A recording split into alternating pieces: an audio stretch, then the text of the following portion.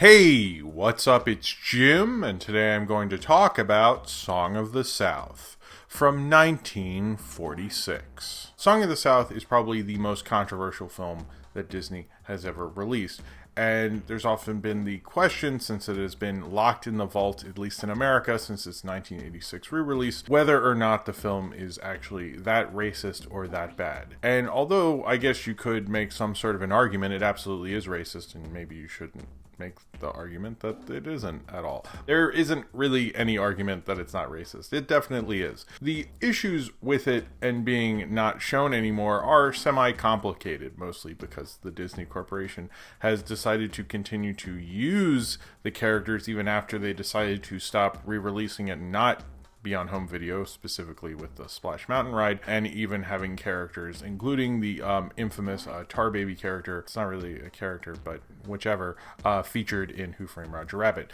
So Disney has kind of an interesting, you could say, relationship with this film. They've never really been able to escape it, mostly because of the song. Zippity Doo Dah is such a huge part of culture and sort of one of those songs that almost everyone knows, and the fact that you sort of can't see it, which is interesting in the fact that there's oftentimes when things that are involved with them that you think that they would ban and go after and actually usually don't, so that people will forget about it. Song of the South seems to be a constant thing with them. They don't want to get rid of it completely, but they don't want to release it and kind of just like let the argument die down, because honestly the movie's not really all that good. And there's also the argument that this is, a part of history and we should talk about it and it should be available so people cannot repeat the mistakes of the past.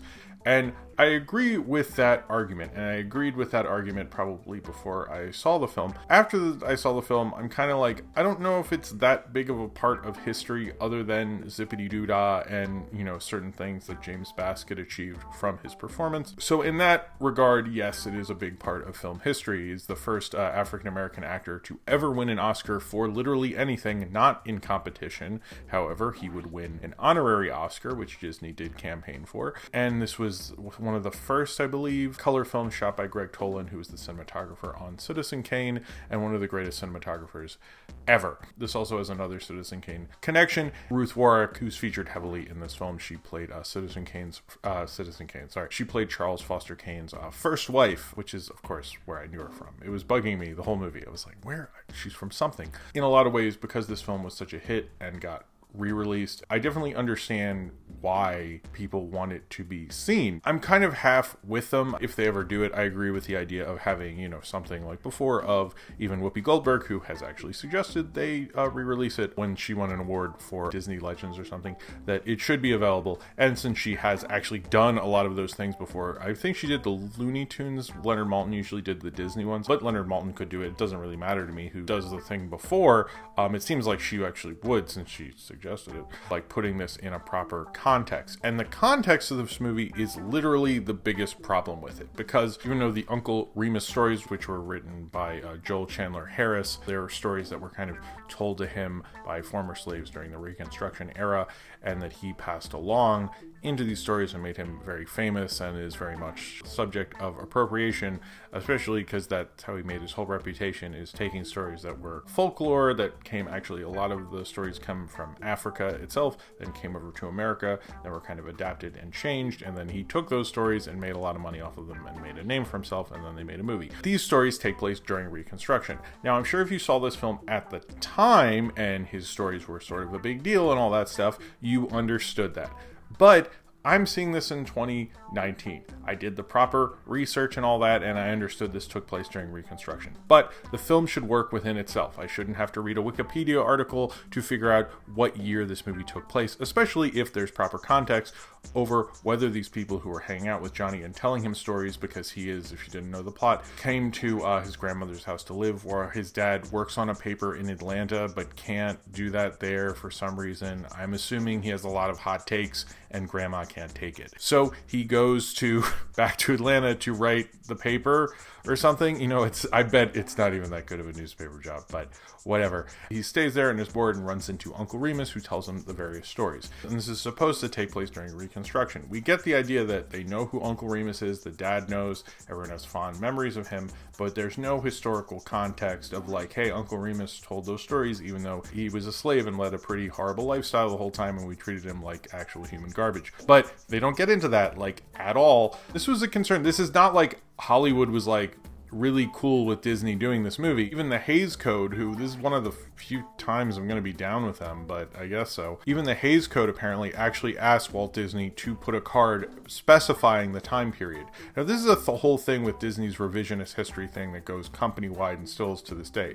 Something that they actually acknowledge in their live-action remakes by trying to give these films like proper context. In most cases, that's stupid and you don't need it. In this case, you really do, and it was stupid not to have it in there, especially because people at the studio were like, why don't we have a title card that says, hey, this is during Reconstruction, or put a year on it? And even the Hays Code, who made the censorship rules, and this was definitely post-code, it's 1946, was like, please put that on there, and then Disney just didn't, and everyone was like, oh, okay. It's really unfortunate because when you're watching the film, you often think like, when does this take place? And the whole idea of this kind of like racial harmony and so forth, there's no kind of acknowledgement of slavery or that there used to be slavery. And they often talk about the past in this, how glorious the past is. So even if you say like, well, it took place during Reconstruction and everybody was cool then, and even if you believe that, this film still falls apart because it doesn't acknowledge the fact that these characters were slaves brought over here to be enslaved to work on a plantation against their will. This film doesn't acknowledge that. It's just like, hey, things are great in the South. It's sort of the same narrative of like the beginning of Birth of a Nation.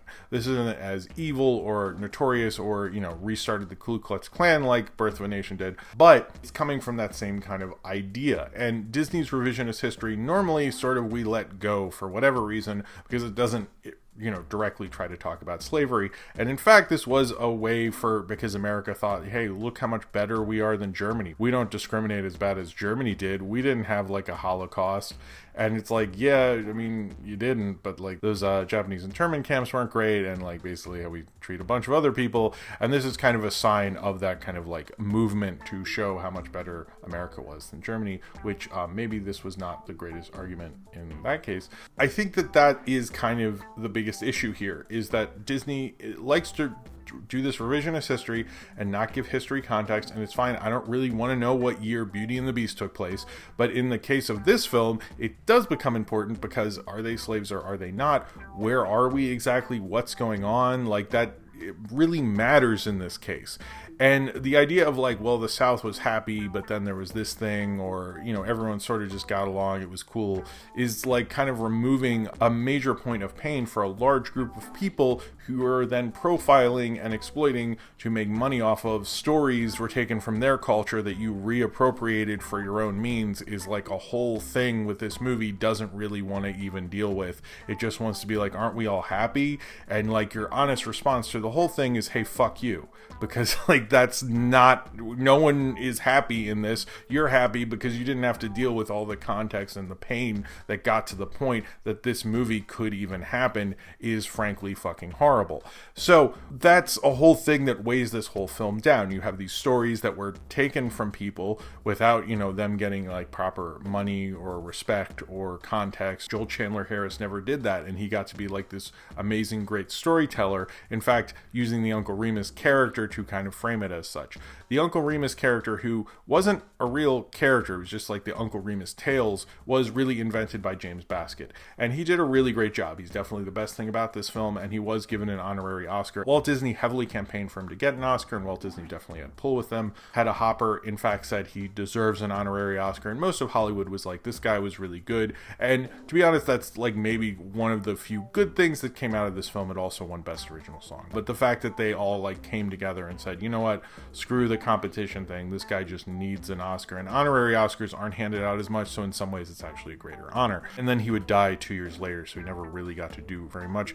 He was originally just auditioning to be one of the animated characters. He'd previously been a crow in Dumbo, which, yeah, for real. The main thing people take away from this is, hey, the animation sequences are really great. And I will say the animation sequences are the better part of the film. The parts that aren't animated are melodramatic and sometimes weirdly written and not very good. The whole thing with like the kid's dad is just leaving him there is kind of presented like, hey, we're going to this place, and then he was like, oh, BT dubs, I just dropped you off, I'm gonna get out of here. Seemed like weird and not how you'd present that to a kid, although his dad seems like he sucks, so maybe does that sort of thing.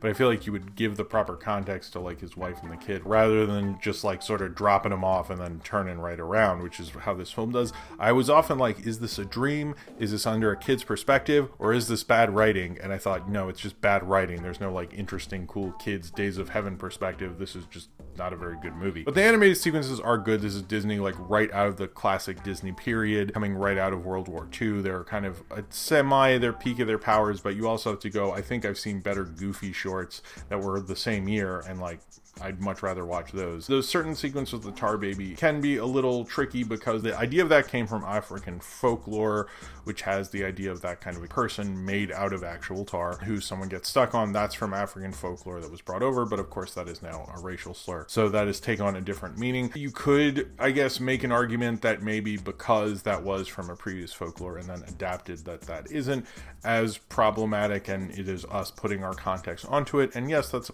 true, but at the same time, like, it's still like the terrible thing that people call people, and I think kind of putting it there. I mean, I know like even recently, like I think even like Joe Biden and various congressmen used the previous context of Tar Baby, which was actually a sticky situation. That's how people used to use it. That shows you how language evolves. But at the same time, it still just doesn't really age that well. It's not something that's going to necessarily make you, that part I don't think will make you as uncomfortable as the actual context. It's just the fact that they're using that term. They could have, dubbed it over and called that particular thing something else. I know when the story in the film is kind of the ideas of it are put into Splash Mountain, he's stuck in a honey pot kind of thing. The origin of that is not as racist as it is certainly now, but since this film is not really good with any of that context or explaining any of that, it just, when it comes up, it is a little worrying, and only Uncle Remus does say Tar Baby, or at least from maybe I missed something. I know that sequence was cut out when they'd replay it on Disney Channel. This played on Disney Channel until, some say until 2001. I find that a little hard to believe, but apparently when it did play on TV, they'd cut that sequence out because they knew it was problematic. I think mainly because of the term and the kind of confusion over that term and the reappropriation of that term is kind of the thing with it. So this film is insanely loaded because of it. It did have, having the cinematography of Greg Tolin in color is interesting. This came out the same year he did Best Years of Our Lives. He was a great cinematographer. I don't think this is his best work, and it doesn't like sort of defend this movie or make it more historically important. It also has Hattie McDaniels in a very small role. But I don't think this is necessarily an essential really film. It's kind of like I saw it, and I don't think it's really an important part of film history in terms of like combining animation with live action. That had already happened quite a few times in the silent era, and although it is rather good, and the Zippity Doodah sequence I think is really fantastic, probably the best thing that this film ever did, especially when Uncle Remus is telling the story and then suddenly like bursts into animation, is exciting and thrilling and all those things. I just do not see this film as being maybe as important as people are putting on. I think it's because Disney has sort of in a way made it more important. If they just released it on video and had us go like, it is racist, and then they'd be like, yeah, it is. And I don't think it would be what it is. I don't know if they'll release it on Disney Plus, or in 6 months you'll be writing a comment like, well, they did, so you're wrong. But I doubt they will. It doesn't flow very well. It's frankly not a really good movie. I know there's people who have a fondness for it because either they haven't seen it or they grew up with it, and that's fine, I guess. Every time it was released, there were protests and people had problems with it. because of kind of seen as how James Baskett and the Uncle Remus character would talk, and they didn't particularly feel that was maybe the most racially sensitive. The context is one thing, but the idea of just kind of erasing the pain of that period doesn't really give the proper respect to the people who you're really using the stories to exploit, which is kind of like the whole problem with this movie. This film is sort of like, in a way, a very American story. You know, you exploited African Americans to make something that was highly profitable, and you don't want to acknowledge all the problems with doing that and all the problems that put them in the place where you could take those stories away from them and exploit them for your own personal gain. And that's the problem with Song of the South, really. And the fact is that you really kind of have to deal with that if you were ever going to talk about this. I do think there's a certain importance to a film where culturally it was such a big deal, and those Joel Chandler Harris stories were a big deal, and this was a big movie, and all that. No one really loved it at the time, but it was kind of big enough that there's lesser films that have much more availability than this. But I do think Disney has sort of, in a way, made this film more charged than it necessarily would have been. But even in 2007, there was the debate of whether they should finally let it out or not in America. They didn't. Bob Iger seems to have wanted to review it, and then he seemed to say, you know, it's racist, we're not going to do that at all. And I don't know if they're going to do it on their streaming service, and I think this, you know, however way we're watching movies over and over again, they'll have to have that debate. But I think it would just cause people to be upset. You don't want them to be confused by that. And I think in Beauty and the Beast or Aladdin or Hunchback of Notre Dame or any other their films that kind of make light of major points in history, you kind of forgive it because it's, you know, telling a story, and that's the main part of this. But part of this is the whole context and setup, which this film sort of doesn't acknowledge. I think it's a weaker film because of that. The live action parts, you know, this is one of Disney's first live action films. I don't think they would fully understand how to really master live action at this time. It was really kind of stodgy. The director of the animation, Wilfred Jackson, would become, you know, director of animated films like Cinderella and countless others afterwards. But then the director of the live action, Hart Foster, really isn't at the same level, to be honest. And I think that's kind of one of the technical aspects that doesn't work. You know, you can have Greg Tolan or not. He's a great DP. And I think he at least seemed to understand certain shots, like when they really combine live action and animation, how to shoot that properly, which was not something like anyone really knew how to do it at the time. And this is probably some of the better versions of that. But at the same time, like, that kind of got outdated pretty quickly. When he bursts into animation, that is a great sequence. But I just find this film to be the problem that everyone had with it. Honestly, I don't know why he was making a film like this in 1946. I think he should have Walt Disney should have known better. And it kind of speaks to the fact that they could still get away with a film like this in 1946 is almost kind of like the more importance of it. I think it should be more available. I don't necessarily want kids to find it, but I don't know a lot of kids who would be able to sit through this, because the flow of this film is like an older film that would probably bore them before it could get them too confused about history. Obviously, if it gets re-released, it's going to be a huge deal on all these think pieces, so it's almost become a bigger thing by kind of banning it. But I think if they hadn't banned it, it would just be a title that collects dust that we'd all comment on, like, hey, remember when they did that thing, and this was the thing that used to be socially acceptable.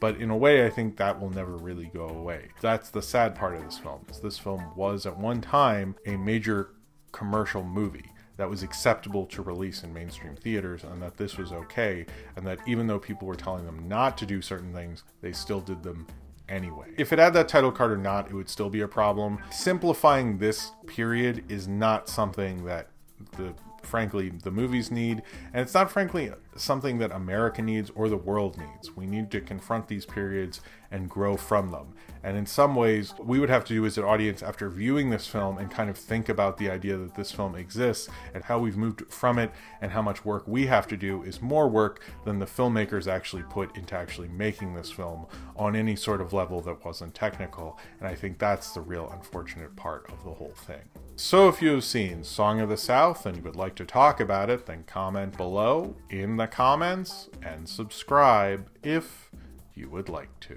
And if you would like to see more content like this and other movie reviews, then please click on the link below for my Patreon and pledge, and I would be very appreciated.